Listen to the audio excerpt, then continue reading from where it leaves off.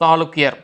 சாளுக்கியர் தென்னிந்தியாவுடைய மத்தியிலும் மேற்கிலும் மராத்திய நாட்டை உள்ளடக்கிய பெரும் பகுதியை ஆட்சி செஞ்சுருக்காங்க.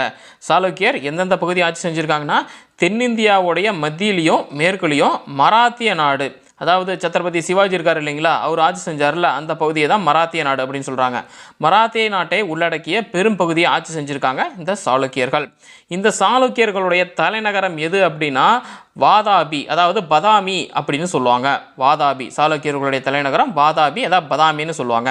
அப்புறம் இந்த சாளுக்கியர்களில் வந்து பார்த்தீங்கன்னா 3 வெவ்வேறு அரச மரபுகள் வந்து பார்த்தீங்கன்னா இருந்திருக்காங்க. ஆனால் இவங்க வந்து பார்த்தீங்கன்னா நெருங்கிய தொடர்புடைய சுதந்திரமான அரசமைப்புகள். சரி, என்னென்ன அந்த 3 அரசமைப்புகள் அப்படின்னா, வாதாபி சாளுக்கியர்கள், அப்புறம் 2வது வெங்கி சாளுக்கியர்கள், இவங்களை கேளை சாளுக்கியர்கள் அப்படின்னு சொல்லுவாங்க.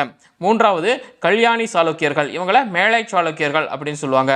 ஒருத்தர் வந்து பார்த்தீங்கன்னா வாதாபி சாளுக்கியர். அப்போது சாளுக்கியர்களுடைய தலைநகரம் என்ன அப்படின்னா வாதாபி, பதாமி அப்படிங்கிறது. அடுத்தது கேளை சாளுக்கியர், மேலை சாளுக்கியர். இந்த கேளை சாளுக்கியரை வெங்கி சாளுக்கியரனும் மேலை சாளுக்கியரை கல்யாணி சாளுக்கியர் அப்படின்னு சொல்கிறாங்க. அப்புறம் இந்த மேலும் சாளுக்கியர்கள் எந்தெந்த பகுதிகளை ஆட்சி செஞ்சாங்க, அதாவது இவங்களுக்குன்னு தனி பகுதியை வந்து பார்த்தீங்கன்னா ஆட்சி செஞ்சுருக்காங்க.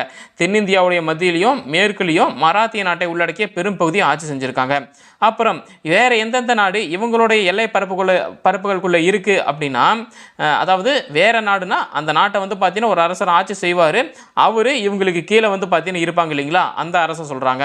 வடக்கில் ஹர்ஷருடைய பேரரசும், தெற்கில் பல்லவ நாடும், கிழக்கே கலிங்கமும், கலிங்கம்னா அந்த ஒரிசா பகுதி இருக்கு இல்லையா, அதை தான் கலிங்கம்னு சொல்கிறாங்க. கிழக்கே கலிங்கமும் சாளுக்கியர்களோட எல்லைகளாக இருந்துச்சு. இப்போ வடக்கு பகுதியில் யார்? ஹர்ஷ பேரரசு. தெற்கில் பல்லவ நாடுனா பல்லவர்கள் ஆட்சி செஞ்சாங்க இல்லைங்களா, அந்த இடத்த சொல்கிறாங்க பல்லவ நாடுன்னு. கிழக்கு பகுதியில் கலிங்கம், கலிங்கம்னா ஒரிசா வந்து நமக்கு ஞாபகம் வரும். இதெல்லாம் வந்து பார்த்தீங்கன்னா சாளுக்கியர்களுடைய எல்லைகளாக இருந்துச்சு. இதெல்லாம் தான் சாளுக்கியர்களுடைய எல்லை பரப்புகள்.